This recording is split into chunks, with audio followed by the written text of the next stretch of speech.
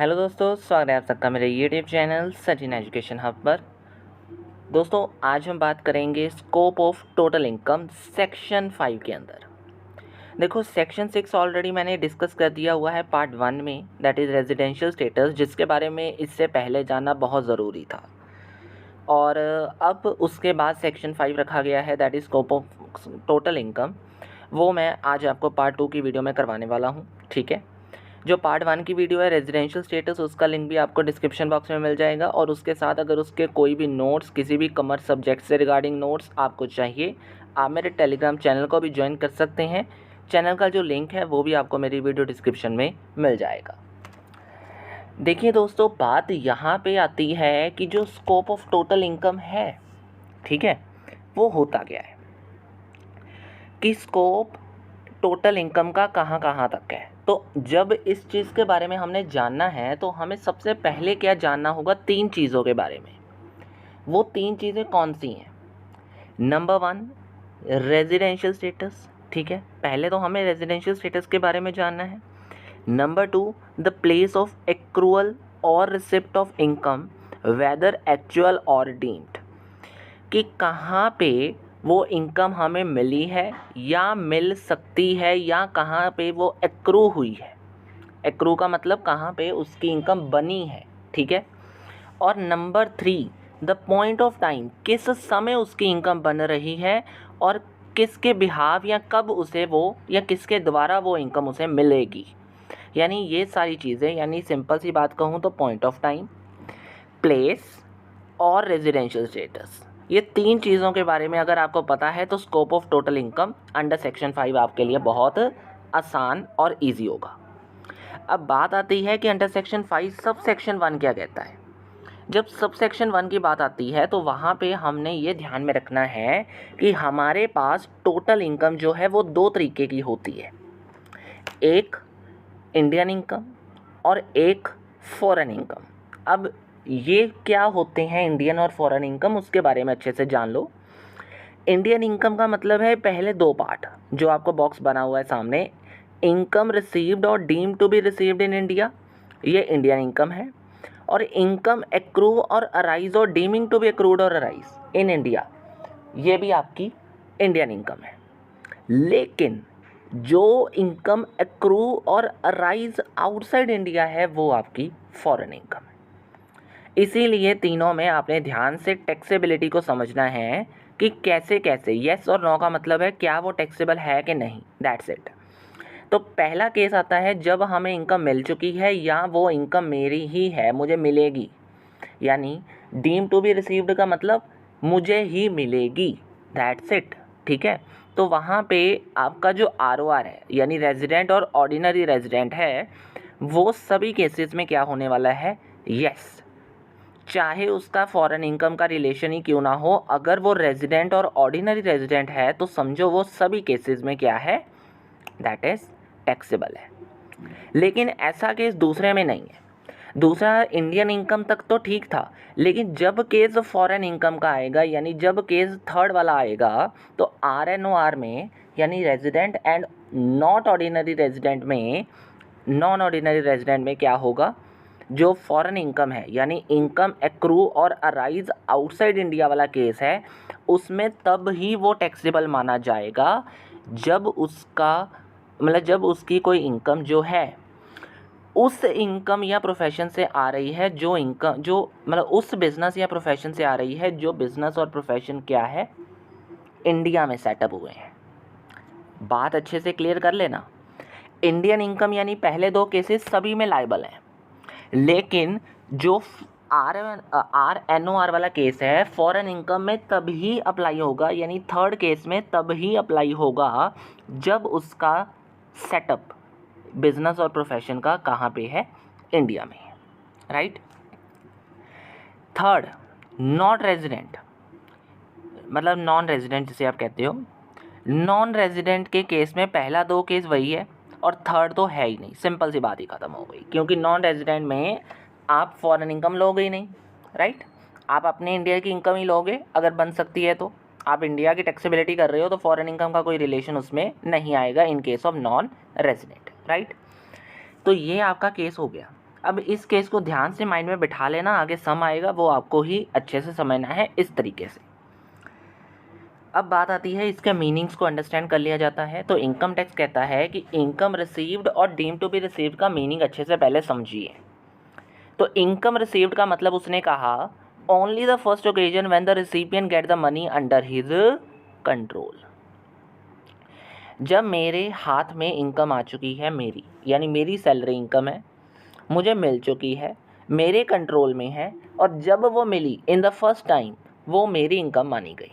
वो क्या है? Income received. ठीक है, इनकम रिसीव्ड क्या होती है? जब वो फर्स्ट ओकेजन में मेरे कंट्रोल में है वो इनकम और मेरी ही है, that is known as income received या रिसिप्ट ऑफ द इनकम। इसीलिए अगर आप उसे रेमिटेंस देते हो या फिर आप कह लो ट्रांसमिशन कर देते हो किसी अमाउंट का उसके बीच में, तो वो चीज़ क्या नहीं है? डज नॉट कॉन्स्टिट्यूट, उससे हम रिसिप्ट ऑफ द इनकम नहीं मानेंगे। ठीक है, यह तो सिंपल सा आपको क्लियर होगा मीनिंग, ये हर जगह पे आपको ईजिली मिल जाएगा। बात आती है आगे, income deem to be received जब आता है तो सेक्शन जरूर याद रखिएगा। सेक्शन 5 हो गया है ख़त्म। Income deem to be received का मीनिंग उन्होंने स्पेसिफाई करा है सेक्शन 7 के अंडर। सेक्शन 7 में उन्होंने 3 चीज़ें income deem to be received मानी है, यानी जो इनकम ऑटोमेटिकली आपकी ही होगी। समझे? डीम्ड मतलब मान ली जाएगी, मेरी इनकम मान ली जाएगी। कब? जब मेरा कोई कंट्रीब्यूशन है आरपीएफ के अंदर और वो मेरी सैलरी से 12% से ज़्यादा हो गया है।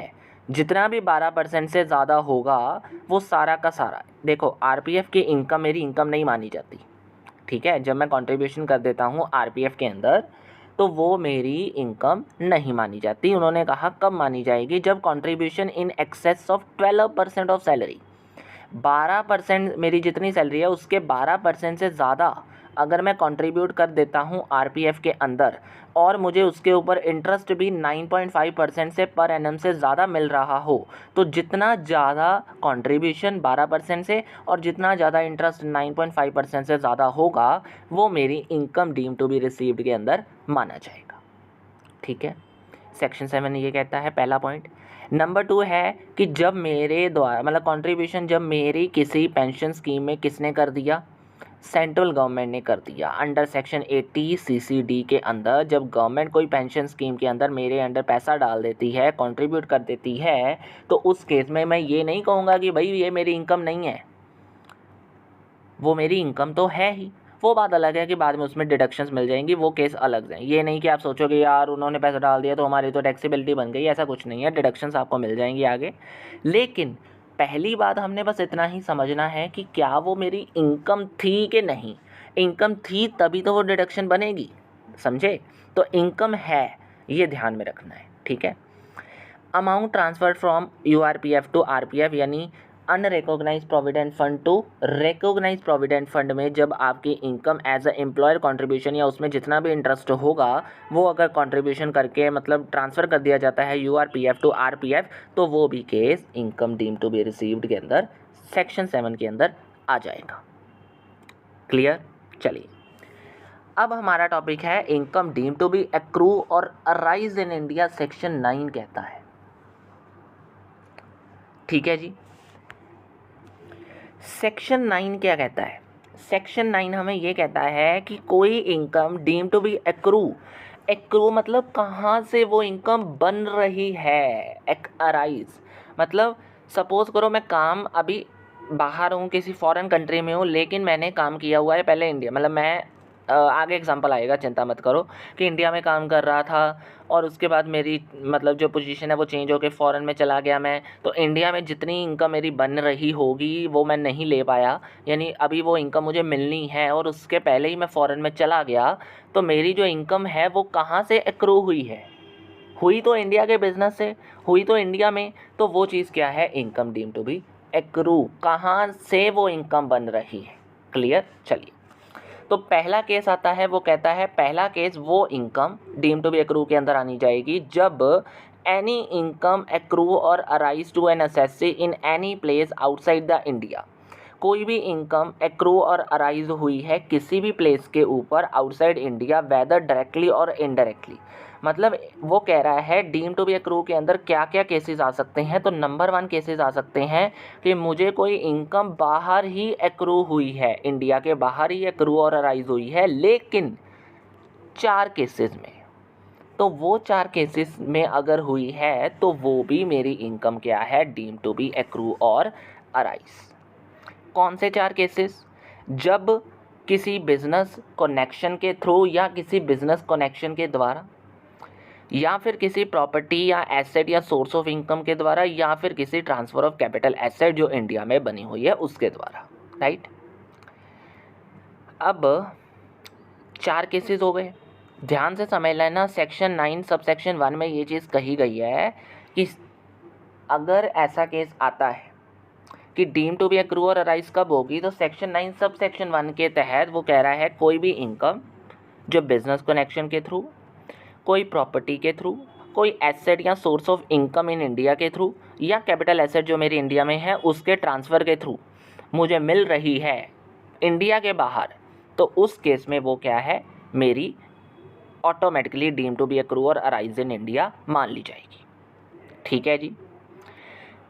अब पॉइंट आता है बिजनेस कनेक्शन क्या होता है।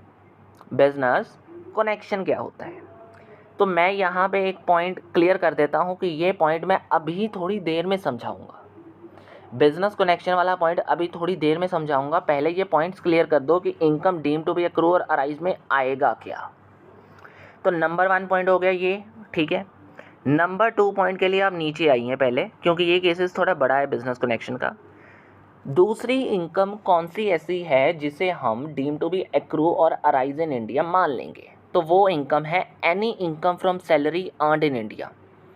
कोई भी इनकम अगर मुझे मिली है सैलरी से और वो सैलरी इंडिया में अर्नड हुई थी मुझे, या इंडिया में अर्न हुई है मुझे, मैंने वही एग्जांपल दिया ना पहले अभी कि मैं इंडिया में काम कर रहा था किसी बिज़नेस में, मैं उसी बिज़नेस की मतलब सपोज़ करो किसी और बिज़नेस में फॉरेन में चला गया, तो जितनी सैलरी मेरी इंडिया में अभी बनी है मुझे नहीं मिली, तो बनी कहाँ पे है, अर्नड कहाँ पे हुई है मुझे असल में। बेशक मैं रिसीव बाहर कर रहा हूँ फॉरेन में, वो मैटर नहीं कर रहा। एक्रू कहाँ से हुई है, मेरे उस बिज़नेस से जहाँ पे मैं पहले इंडिया में काम कर रहा था, वो सैलरी क्या है, डीम टू बी एक्रूड और arise in India. Section 9 sub section 1 close 2 के अंदर, ठीक है। सेक्शन 9 सब सेक्शन 1 क्लोज 3 क्या कहता है, जब किसी केस में गवर्नमेंट आपको सैलरी प्रोवाइड कर रही है regarding to the services rendered outside the India. मैं कोई आउटसाइड इंडिया सर्विसेज रेंडर कर रहा हूँ, उस पर्पज़ के लिए मुझे कोई गवर्नमेंट क्या कर रही है, सैलरी दे रही है, तो ऑटोमेटिकली वो सैलरी मेरी डीम टू बी एक्रू और अराइज इन इंडिया मान ली जाएगी। ये केस तो वही है, लेकिन इसमें एक एग्जेम्पशन ज़रूर मत भूलिएगा। एग्जेम्पशन क्या है, कोई भी अलाउंस या पर्क अगर इस केस में आता है तो वो एग्जेम्प्ट माना जाएगा अंडर सेक्शन 10 सब सेक्शन 7 के अंदर। ठीक है जी, this is the main point. इसके बाद अगली इनकम कौन सी है, dividend paid by Indian company outside India. कोई इंडियन कंपनी ने मुझे, मतलब मैंने कोई बाहर बैठा हुआ हूँ लेकिन इंडियन कंपनी के शेयर्स खरीद रहा हूँ, तो मुझे उसका डिविडेंड मिल रहा है इंडियन कंपनी के द्वारा, तो ये नहीं माना जाएगा कि भाई आप बाहर बैठे हो, ये ही माना जाएगा कि आपकी income deem to be accrue और अराइज इन इंडिया है। ठीक है जी। तो dividend paid by Indian company section 9 sub section 1 का क्लोज 4 यही कहता है कि आपकी income deem to be accrue मानी जाएगी। ठीक है। फिर आता है इंटरेस्ट। इस केस में उन्होंने कहा डीम टू बी एक्रू और अराइज सेक्शन 9 सब सेक्शन 1 का क्लोज 5 क्या कहता है, मानी जाएगी कब, जब उसे गवर्नमेंट ने पे करा हो या गवर्नमेंट द्वारा पे की जा रही हो, दूसरा किसी रेजिडेंट पर्सन के द्वारा की जा रही हो, लेकिन तीसरा वो कह रहा है किसी नॉन रेजिडेंट के पर्सन के द्वारा की जा रही हो। ध्यान से इस चीज़ को क्लियर करना है, मैंने बता दिया क्या, गवर्नमेंट द्वारा तो सिंपल सा था, वो कह रहा है किसी रेजिडेंट के द्वारा, लेकिन वो ये कह रहा है साथ में कि अगर कोई रेजिडेंट है वो इंटरेस्ट दे रहा है, ले रहा है कुछ भी, तो अगर where it is payable in respect of any debt incurred, कोई उधार के रिगार्डिंग इंटरेस्ट दे रहा है, कोई मनी बोरो के रिगार्डिंग, या फिर used for the purpose of business और profession carried on him outside India, कोई ऐसे बिजनेस या प्रोफेशन पर्पस के लिए हम उस इंटरेस्ट को यूज़ करने वाले हैं जो कि आउटसाइड इंडिया के रिगार्डिंग है, मतलब आउटसाइड इंडिया में सेटअप है। या फिर purpose of making and earning any income from sources any income from any source outside India, it will not be deemed to be accrue और अराइज इन इंडिया। सिंपल सी बात यहाँ पे clear करनी है, क्या है कि अगर कोई रेजिडेंट है, इंटरेस्ट पेएबल है उसे, और अगर वो इंटरेस्ट इस चीज़ में पेएबल है कि उसका कोई डेट रह रहा है वो उसे पे कर दे, कोई मनी बोरो ली थी उसके रिगार्डिंग, या फिर कोई बिजनेस या प्रोफेशन जो बाहर है इंडिया के सेटअप, या फिर कोई ऐसी इनकम या अर्निंग जो किसी other source of income of India है, उस पर्पस के लिए अगर हमें वो इंटरेस्ट पेएबल है तो वो interest deem to be accrue और अराइज इन इंडिया नहीं माना जाएगा। ठीक है, ध्यान में रखना है।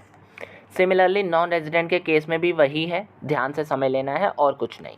लेकिन नॉन रेजिडेंट के केस में उसने कहा कि अगर एक्सेप्शन क्या है, कब वो डीम टू बी एक्रू और अराइज नहीं माना जाएगा, जब interest on money borrowed by non resident for any purpose in India other than the business और प्रोफेशन, कोई नॉन रेजिडेंट के द्वारा इंटरेस्ट मिल रहा है मनी बोरो के ऊपर, ठीक है, और फॉर एनी पर्पस, किसी भी पर्पस से रिगार्डिंग, अगर सपोज करो कि मैंने ऊपर अभी कहा कि नॉन रेजिडेंट के केस में हमें क्या ध्यान में रखना है कि बिजनेस और प्रोफेशन इंडिया में सेटअप होना चाहिए, सबसे ज़रूरी तो चीज़ यही है ना। तो वो कह रहा है कि अगर इंटरेस्ट ऑन मनी बोरोड, कोई मुझे मनी बोरो के ऊपर इंटरेस्ट मिल रहा है और वो नॉन रेजिडेंट ने किसी अदर देन बिजनेस या प्रोफेशन इंडिया के बगैर यूज़ करना है, जो इंडिया में बिजनेस या प्रोफेशन नहीं है, तो वो चीज़ डीम टू बी एक्रू और अराइज इन इंडिया नहीं मानी जाएगी। ठीक है जी, ये आपको ध्यान में रखना है। एक बार मैं फिर से दोबारा से अच्छे से क्लियर कर देता हूँ कि अगर रेजिडेंट का केस है और रेजिडेंट के केस में उसने कहा अदर देन इंडियन सोर्स हुआ तो वो चीज़ नहीं मानी जाएगी। वैसे नॉन रेजिडेंट के केस में भी वही है, बस दोनों केसेस में ये समझना है कि रेजिडेंट तो किसी केस में भी इंटरेस्ट पेएबल कर सकता है क्योंकि वो इंडिया का रेजिडेंट है, लेकिन कब एक ऐसा केस आ जाएगा जब वो इंटरेस्ट उसके लिए डीम टू बी एक्रू और अराइज इन इंडिया नहीं होगा, तो वो केस सिर्फ एक है जब उसने किसी ऐसे पर्पस के लिए मनी बोरो के ऊपर इंटरेस्ट मिल रहा है, जब कोई बिजनेस या प्रोफेशन जो वो कर रहा है carried on him outside India, जो आउटसाइड इंडिया में है, या फिर जो मनी और अर्निंग है वो किसी ऐसे सोर्स से है जो इंडिया के बीच में नहीं आता, उस केस में। ठीक है, लेकिन नॉन रेजिडेंट का इसमें उल्टा हो जाएगा। नॉन रेजिडेंट कहता है interest on money borrowed by non resident, कोई नॉन रेजिडेंट द्वारा इंटरेस्ट मनी बोरो के ऊपर मिला है, देना है for any purpose in India, किसी भी पर्पस में इंडिया के रिगार्डिंग, लेकिन वो बिज़नेस और प्रोफेशन के बिना नहीं है, मतलब बिज़नेस और प्रोफेशन से अलग है। मतलब नॉन रेजिडेंट जो है वो सिर्फ बिजनेस या प्रोफेशन के रिगार्डिंग ही क्या है वो काम कर सकता है। अगर वो बिज़नेस एंड प्रोफेशन के बिना कर रहा है तो उस केस में वो क्या है, डीम टू बी एक्रू और अराइज नहीं माना जाएगा, यानी उसकी इनकम को डीम टू बी एक्रूड और अराइज इन इंडिया नहीं माना जाएगा। ठीक है, इंटरेस्ट पेएबल था ये केस। ठीक है, अगला केस आता है रॉयल्टी का। तीनों पर्सन वही हैं, डीम टू बी एक्रू और अराइज वही माना जाएगा, बस एक्सेप्शन केस आपको ध्यान से समझना है, वही है एक्सेप्शन केस, बहुत बहुत बहुत ध्यान से समझना है, वही है। बस थोड़ी सी चेंज जो करनी है वो क्या है, रेजिडेंट के केस में आपने क्या पढ़ा था, interest payable carried on him by business और प्रोफेशन अदर पर्पस हो गया, जो मतलब आउटसाइड इंडिया, या फिर कोई ऐसी अर्निंग और मनी है जो सोर्स ऑफ इंडिया, मतलब इंडिया के सोर्स ऑफ इनकम से नहीं आ रही। ठीक है, यही केस इसमें है, बस ध्यान से समझो, रॉयल्टी है, रॉयल्टी के ऊपर वो चीज़ नहीं होगी जो इंटरेस्ट के ऊपर होती है, राइट। तो इन्होंने क्या कहा, इन respect of transfer of any property, अगर हमें कोई रॉयल्टी मिल रही है, कोई प्रॉपर्टी को यूज़ करने के ऊपर मिल रही है, कोई इन्फॉर्मेशन, कोई यूटिलाइजेशन ऑफ सर्विसेज के रिगार्डिंग हमें अगर रॉयल्टी मिल रही है, लेकिन वो royalty regarding to the purpose of business और प्रोफेशन है, और वो बिजनेस और प्रोफेशन क्या है, वो पर्सन अगर कर रहा है लेकिन आउटसाइड इंडिया, वही बात आ गई ना, या फिर कोई ऐसे सोर्स ऑफ इनकम से उसे इनकम आ रही है जो इंडिया में नहीं है या इंडिया का नहीं है, उस केस में उसे deem to be accrue or arise in India नहीं माना जाएगा, अगर उसे रेजिडेंट से भी इनकम या रॉयल्टी मिल रही हो तो। Clear? This is the case. Similarly fees for technical services है, वही चीज़ मैं दोबारा से रिपीट आउट नहीं करूँगा। सेक्शन 9 सबसेक्शन 1 का क्लोज 7 क्या कहता है कि अगर रेजिडेंट हमें, मतलब गवर्नमेंट तो पे कर ही रही है तो वो डीम टू बी एक्रू है, रेजिडेंट के केस में भी है, लेकिन कब एक ऐसा केस आएगा रेजिडेंट के केस में जब वो डीम टू बी एक्रू नहीं होगा, अगर किसी रेजिडेंट ने फ़ी पेएबल है, मतलब where the fees are payable, जब आपको कोई फ़ीस मिलने, मतलब फ़ीस पेएबल है किसके रिगार्डिंग, किसी ऐसी टेक्निकल सर्विसेज के रिगार्डिंग जो बिज़नेस और प्रोफेशन के रिगार्डिंग है, और वो बिज़नेस एंड प्रोफेशन इंडिया के रिगार्डिंग नहीं है, इंडिया में नहीं है, इंडिया के बाहर है, या फिर हमें जो मनी और अर्निंग हो रही है, मेक हम कर रहे हैं, वो किसी ऐसे सोर्स से है जो इंडिया का नहीं है। लाइन समझ आ रही है? रिपीट हो रही हैं, बस थोड़ा सा फ़र्क ये है कि उसमें इंटरेस्ट था तो वो मनी बोरो के रिगार्डिंग हो गया, सेकंड में रॉयल्टी है तो वो किसी प्रॉपर्टी या यूज़ इन्फॉर्मेशन के रिगार्डिंग हो गई, और फीस टेक्निकल मतलब टेक्निकल सर्विसेज के रिगार्डिंग फ़ीस हो गई। ठीक है जी, दिस इज़ द केस जो आपको अच्छे से समझना है डीम टू बी एक्रू के अंदर, राइट। जल्दी से आइए ऊपर बिजनेस कनेक्शन का केस अभी कर लेते हैं कि बिज़नेस कनेक्शन क्या होता है, उसकी एक्सप्लेनेशन अच्छे से दी है सेक्शन 9 के अंदर उन्होंने, कि बिज़नेस कनेक्शन उन्होंने कहा कोई भी बिज़नेस एक्टिविटी जो carried through a person acting on the behalf of non resident, किसी ऐसे पर्सन के द्वारा कोई बिज़नेस एक्टिविटी करी जा रही है जो कि एक्ट कर रहा है नॉन रेजिडेंट के बेस के ऊपर। ठीक है, मैं किसी नॉन रेजिडेंट के बेस के ऊपर कोई एक्ट कर रहा हूँ और मैं अपनी कोई उसके रिगार्डिंग कोई बिज़नेस एक्टिविटी कर रहा हूँ, मतलब मैं कोई नॉन रेजिडेंट है, मेरा कोई बाहर, मतलब मेरा कोई नॉन रेजिडेंट है, मैं उसके रिगार्डिंग जितने भी काम हैं वो कर रहा हूँ। ठीक है, और उसके रिगार्डिंग भी कोई बिज़नेस एक्टिविटी कर रहा हूँ तो वो चीज़ क्या है, बिज़नेस कनेक्शन मानी जाएगी। लेकिन वो चीज़ कब मानी जाएगी, जब मैं उस नॉन रेजिडेंट के रिगार्डिंग क्या चीज़ कर रहा हूँ, पर्सन मस्ट हैव अथॉरिटी, जब मेरे पास अथॉरिटी है which is habitually exercised in India, जो मुझे इंडिया से ही मिली है, मतलब इंडिया के रिगार्डिंग मिली है, to conclude the contract on the behalf of non resident, यानी जिसके एक्ट के ऊपर मैं काम कर रहा हूँ उसके एक्ट के रिगार्डिंग कोई ऐसा कॉन्ट्रैक्ट करा है कि जितने भी कॉन्ट्रैक्ट होंगे मेरे उसके बिहाफ के ऊपर वो मैं साइन कर सकता हूँ, वो मैं देख सकता हूँ। ठीक है, मेरे पास ऐसी अथॉरिटी होनी चाहिए, नंबर 1। नंबर 2, मैं बिज़नेस कनेक्शन कब बना पाऊँगा, जब इन केस मेरे पास अथॉरिटी नहीं मिली मुझे, लेकिन मैं हैबिचुअली मेंटेन कर रहा हूँ इंडिया में उसके स्टॉक और उसकी डिलीवरी कर रहा हूँ on the behalf of non resident, तो वो केस भी बिज़नेस कनेक्शन के अंदर आ जाएगा। थर्ड, जब मैं हैबिचुअली सिक्योर कर रहा हूँ कोई ऑर्डर को इंडिया में नॉन रेजिडेंट के बेस के ऊपर, लेकिन वो थर्ड पॉइंट जो है जो मैंने अभी बताया वो क्या कहता है कि ऐसे 3 केसेस हो सकते हैं जब ऑटोमेटिकली मैं कोई भी ऑर्डर को हैंडल आउट कर रहा हूं तो मेरा बिजनेस कनेक्शन जुड़ जाएगा। कैसे? 3 केसेस हैं क्लॉज 3 के अंदर।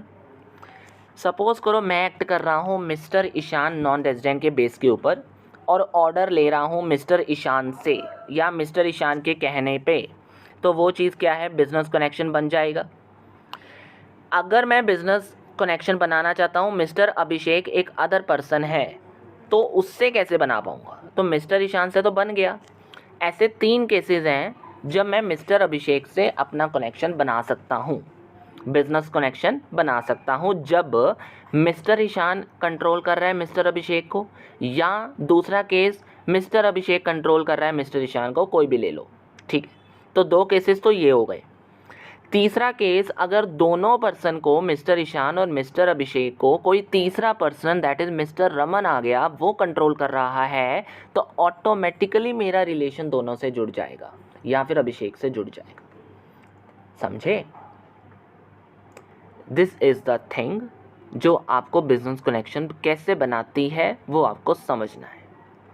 कैसे बनाना है, क्या होता है, वो तो हमने समझ लिया, लेकिन इनकम टैक्स कहता है कि ऐसे बहुत सारे एक्सप्लेनेशन 1 में हमने केसेस दिए हैं जब बिजनेस कनेक्शन नहीं बनेगा। किन केसेस में नहीं बनेगा? जब सारे के सारे ऑपरेशंस इंडिया में नहीं किए जा रहे, उस केस में सेक्शन 9 सबसेक्शन 1 का क्लोज 1 एक्सप्लेनेशन 1A के अंदर 1A क्लोज के अंदर उन्होंने ये क्लियर कर दिया कि अगर कोई बिजनेस के अंदर हम सारे ऑपरेशंस ऐसे कर रहे हैं जो इंडिया में पूरे नहीं हो रहे, यानी थोड़े बाहर हैं थोड़े इंडिया में हैं, तो उस केस में जितना सच पार्ट ऑफ इनकम इंडिया का होगा वो डीम टू बी एक्रू और अराइज बिजनेस कनेक्शन के थ्रू मान लिया जाएगा। अदरवाइज बाकी इनकम का हिस्सा डीम टू बी एक्रू और अराइज बिजनेस कनेक्शन के अंदर नहीं आएगा। ऐसे कौन से केसेस हैं जब वो बिजनेस कनेक्शन के थ्रू ऐसा हो सकता है? जब कोई इनकम हमें एडवर्टीजमेंट्स के रिगार्डिंग आ रही है जो टारगेटिंग कस्टमर्स के बेस के ऊपर है इन इंडिया, और उसकी जो एडवर्टीजमेंट है वो उस आईपीए के थ्रू चलाई जा रही है जो इंडिया में सेटअप है, लोकेटेड है। या फिर income from sale of data, कोई ऐसा डाटा हम कलेक्ट करके सेल कर रहे हैं किसी ऐसे पर्सन को बाहर जो इंडिया के रिगार्डिंग है, मतलब जो इंडिया में रह रहा है और उसका आईपीए भी इंडिया में लोकेटेड है।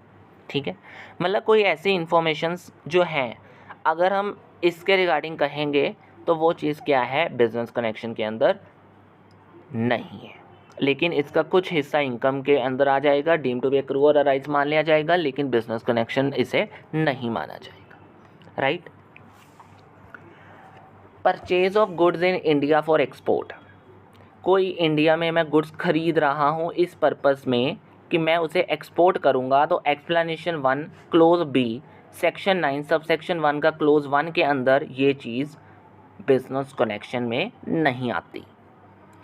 कोई भी न्यूज़ एजेंसी या फिर कलेक्शन ऑफ न्यूज़ या views in India for the transmission out of India, ठीक है, मैंने कोई इंडिया में न्यूज़ कलेक्शन करी है, कोई व्यूज़ के रिगार्डिंग काम किया है, कोई मैगजीन्स या कोई न्यूज़ एजेंसी है वो इस चीज़ में काम कर रही है, तो उस केस में अगर मैं वो डाटा या न्यूज़ ऑफ कलेक्शन न्यूज़ मैं बाहर भेज रहा हूँ, ट्रांसमिट कर रहा हूँ, तो वो मेरा बिजनेस कनेक्शन नहीं माना जाएगा। राइट? ये भी समझना है आपने। कोई शूटिंग कर रहा हूँ सिनेमेटोग्राफ फिल्म्स की, तो वो भी इस केस में सेक्शन 9 सबसेक्शन 1 का क्लोज 1 एक्सप्लेनेशन 1D क्लोज ये कहेगा कि सिनेमेटोग्राफ फिल्म्स की शूटिंग इसके अंदर नहीं आती। कब नहीं आएगी? जब कोई नॉन रेजिडेंट है इंडिविजुअल में, मतलब कोई ऐसा इंडिविजुअल है जो नॉन रेजिडेंट है या फिर इंडिया का सिटीज़न नहीं है, कोई ऐसी फर्म है जिसका कोई भी पार्टनर सिटीज़न नहीं है इंडिया का, ना ही रेजिडेंट है इंडिया का, कोई ऐसी कंपनी जिसका कोई शेयर होल्डर इंडिया में नहीं है या इंडिया का सिटीज़न नहीं है। ठीक है जी। और एक लास्ट केस आता है जब कोई एक्टिविटी हम ऐसी कर रहे हैं जिसमें हम अपने डायमंड्स को रफली डिस्प्ले कर रहे हैं SNZ जोन में, तो उस केस में ये चीज़ बिजनेस कनेक्शन नहीं मानी जाती। राइट? सिंपल सा पॉइंट था, ये आपको नहीं समझने की ज़्यादा ज़रूरत। अब आपने इतना पढ़ लिया, जल्दी से इस चीज़ को क्लियर कर लेते हैं एक प्रैक्टिकल के थ्रू, ताकि आपको अच्छे से कंसेप्ट है जो वो क्लियर हो जाए।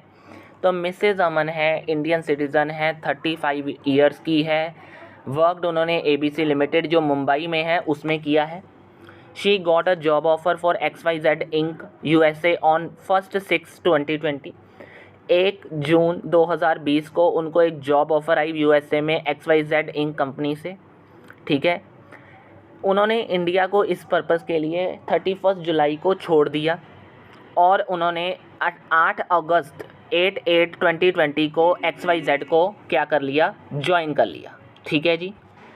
ड्यूरिंग द PY 21-22 पिछले साल 21-22 में मिसेज अमन ने इंडिया में विज़िट करा है 25/5/2021 को और 22/9/2021 तक उन्होंने विज़िट करा। ठीक है।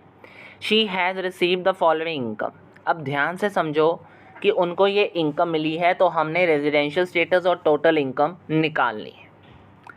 अब वो एक इंडिविजुअल है तो तीनों केसेस ले लेने हैं, रेजिडेंट, नॉन रेजिडेंट और नॉट ऑर्डिनरी, मतलब resident and ordinary resident, resident and non ordinary resident and non resident. ठीक है, तीनों केसेस ले लिए, वो तो टोटल इनकम का केस हो गया। बात आती है कि वो रेजिडेंट है कि नहीं, उस चीज़ को समझिएगा। तो सेक्शन 6 सबसेक्शन 1 जिन्होंने नहीं पढ़ा हो, लास्ट वीडियो देख लीजिएगा, उसमें मैंने अच्छे से क्लियर करा है कि एक्सेप्शन वाला पॉइंट है। जब आपको सबसे पहली कंडीशन ये देखनी है कि कोई इंडिया का सिटीज़न है अगर, तो उसके रिगार्डिंग सेक्शन 6 सबसेक्शन 1 क्या कहा गया है कि will be treated as resident in India only if their stay is 182 days और more in India in last PY। ठीक है, अगर उसका PY में 182 डेज़ या उससे ज़्यादा होगा तो ये कंडीशन अगर पूरी हो जाती है तो उस केस में वो चीज़ क्या है, मतलब वो पर्सन क्या है, रेजिडेंट है। इर्रिस्पेक्टिव ऑफ इनकम, अगर उसकी इनकम 15 लाख से ज़्यादा है तो नीचे वाली कंडीशंस को देखना है। ठीक है जी, लेकिन इस केस में उसकी इनकम क्या 15 लाख से ज़्यादा है या नहीं, वो तो हमें बाद में पता चलेगा। तो पहले उन्होंने कहा कि अगर इर्रिस्पेक्टिव ऑफ इनकम लगा लिया जाए तो 182 डेज़ नहीं पूरे हो रहे, क्योंकि 25/5/2021 से लेकर 22/9/2021 तक उसके ज़्यादा 182 डेज़ नहीं बनते, आप गिन के देख लीजिएगा। तो she is a non resident. ठीक है, तो चलिए अब इसमें नॉन रेजिडेंट का तो पता चल गया। लास्ट PY में अब उसकी इनकम के अकॉर्डिंग भी देख लेते हैं कि क्या बन रहा है। तो इनकम को कैलकुलेट करना पड़ेगा। तो इनकम को कैलकुलेट करना है इन ऑल केसेस। ठीक है, तो ऑल केसेस के अंदर हमने क्या करा, ध्यान से समझिएगा। ये देखो ROR, NOR एंड NR। ठीक है, तो अगर वो नॉन रेजिडेंट है तो उसकी इनकम, पहली बात तो ये हो गई। लेकिन अगर उसकी इनकम 15 लाख से ज़्यादा होगी तो हमने ऊपर वाली 2 कंडीशंस देखनी है। ठीक है, हाउएवर के केस में जो मैंने ब्लू में बताया हुआ है। लेकिन अगर उसकी इनकम 15 लाख से नीचे रह गई तो हम उसे नॉन रेजिडेंट ही मानेंगे, क्योंकि उसके 182 डेज़ पूरे नहीं हुए। ठीक है, अब उसकी इनकम बन कितनी रही है, तो चलिएगा सैलरी फ्रॉम XYZ लिमिटेड के अंदर जब हमने देखा। ठीक है, तो चलो मैं यहाँ से आपको पहले यहाँ पे कवर करा दूँ कि कैसे पता करना है कि ये उसकी इनकम है और नहीं। तो ध्यान से ना, सबसे पहले मैं आपको ले जाता हूँ ये पॉइंट। ये चार्ट अगर आपको याद हो गया हो तो इसकी स्क्रीनशॉट लेकर साथ में रख लीजिएगा, तभी आपको काम में आएगा। चलिए, तो जल्दी से यहाँ पे देखिएगा, salary from XYZ Inc USA received in USA। जो कंपनी XYZ USA में है उसकी सैलरी मुझे USA में ही मिली है। क्या इंडिया में ये एक्रू और अराइज हुई है? क्या इंडिया में रिसीव हुई है? कुछ भी नहीं है भाई इसमें। तो टोटली ये इनकम कुछ भी नहीं कह रही, ये इंडिया में थोड़ा बहुत भी लिंक नहीं खा रही। मतलब समझे इस चीज़ को कि ये इनकम इंडिया की है ही नहीं। तो जो इनकम इंडिया की ना हो वो तीनों केसेस में नहीं हो सकती। ठीक है, मतलब ये क्या है, ध्यान से समझो इस चीज़ को कि USA की इनकम है, USA में उसे मिली है, तो USA की इनकम है, उसमें टैक्सेबल होने वाली है, तो हम क्यों लें इसे। ठीक है, अगर ऐसा लिखा होता कि सैलरी फ्रॉम XYZ इंक, अगर वो उसकी USA में है और उसे इंडिया में मिली तो भी हम थोड़ा सा सोच लेते, सच बताऊं। लेकिन अदरवाइज़ इस केस को हम ज़्यादा नहीं लेंगे। जो चीज़ USA की है वो USA में रहेगी, इंडिया में नहीं आएगी। ठीक है, अच्छा, बिजनेस कनेक्शन का भी कंसेप्ट पढ़ा था, एनी इनकम वाला अर्नड इन इंडिया, समझे? तो उस चीज़ को भी इसके साथ लिंक कर सकते हो, पहले पॉइंट को। फिर आता है dividend from Indian company. I hope ये आपको क्लियर हुआ होगा। आई थिंक ये आपको पॉइंट क्लियर होना चाहिए। जब मैंने अभी ऊपर आपको एक्सप्लेन करा कि कोई भी इंडियन कंपनी से डिविडेंड आएगा वो सब केसेस में ही लायबल है, टैक्सेबल है। अगर आपने सेक्शन 9 सब सेक्शन 1 क्लोज कितना है, ले जाऊँ ऊपर, चलिए देखिएगा क्लोज कितना है आपके पास। अगर आपको थोड़ा सा भी याद हो तो ये रहा सेक्शन 9 का सब सेक्शन 1 और क्लोज 4। ठीक है जी, मैं साथ साथ में इसलिए दिखा रहा हूँ ताकि आपको वो पॉइंट्स क्लियर हो जाएं। ठीक है, नेक्स्ट आता है एग्रीकल्चर इनकम। तो सेक्शन 10 सब सेक्शन 1 के अंदर एग्रीकल्चर इनकम इनकम टैक्स के अंदर टैक्सेबल नहीं है, ये याद रखिएगा, किसी केस में नहीं है। ठीक है, अब आता है हाउस प्रॉपर्टी। जब हम आगे income from salary, income from house property करेंगे तो वहाँ पे आपको और अच्छे से क्लियर हो जाएगा कि हाउस प्रॉपर्टी की इनकम जो है वो मुझे लखनऊ में मिली हाउस प्रॉपर्टी से मिली है, चाहे वो मिली मुझे बाहर है। उन्होंने कहा रिसीव्ड और receivable from house property, received हो सकती है या होने वाली है, मुझे हाउस प्रॉपर्टी है जो है लखनऊ में, यानी इंडिया की है तो लायबल सभी के लिए होने वाली है, और अगर लायबल होने वाली है, टैक्सेबल होने वाली है, तो उसके ऊपर स्टैंडर्ड डिडक्शंस भी मिलने वाली है।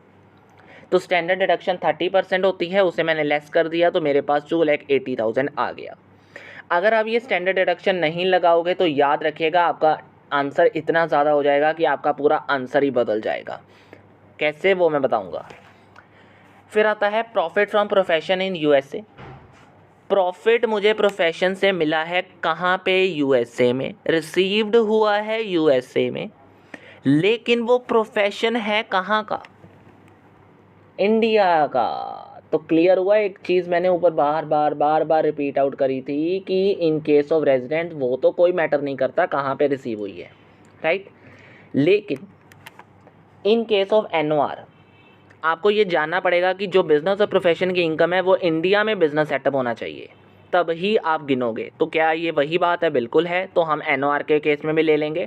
लेकिन जो थर्ड केस था, इनकम एक्रू और अराइज आउटसाइड इंडिया, उस केस में, फॉरेन इनकम के केस में, आपने थर्ड वाला नॉन रेजिडेंट का केस नो लिखा हुआ था, वो केस यहाँ पे भी नो में आ जाएगा, क्योंकि ये जो प्रॉफिट है हमें मिला बाहर है, ठीक है, और ऑटोमेटिकली ये जो कनेक्शन है वो इसके अंदर नहीं बनता।